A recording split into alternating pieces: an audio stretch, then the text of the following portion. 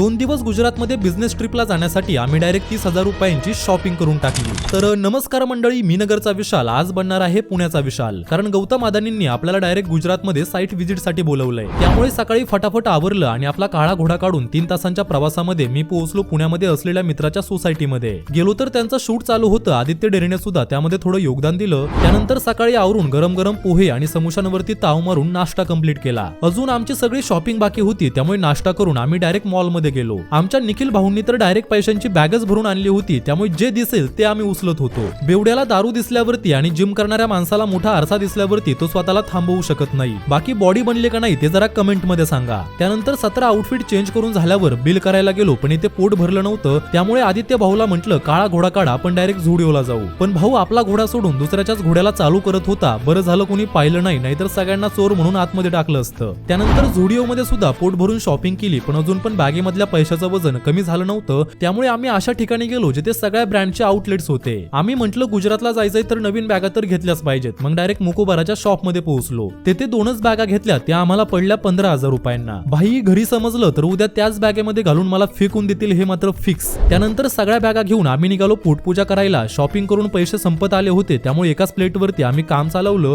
पाणी प्यायला पण पैसे नव्हते, त्यामुळे पाणीपुरी खाऊन आम्ही आमची तहान जिरवली। आमच्या बॅगांवरती लक्ष ठेवण्यासाठी आम्हाला फ्री मध्ये सिक्युरिटी गार्ड भेटला होता। त्यानंतर त्याला बाय बाय करून आम्ही डायरेक्ट पोहोचलो कटिंग करायला। भाऊला म्हटलं अशी कटिंग कर की सगळ्यांनी फक्त आम्हालाच पाहिलं पाहिजे। त्यानंतर भाऊने डायरेक्ट त्याचं ब्रह्मास्त्रच काढलं, बोलो जोबा केसरी। आता पुढच्या व्लॉग मध्ये आपण गुजरातला जाणार आहोत, त्यामुळे त्यांना मिस करायचं नसेल तर आत्ताच आपल्या पेजला फॉलो करून ठेवा।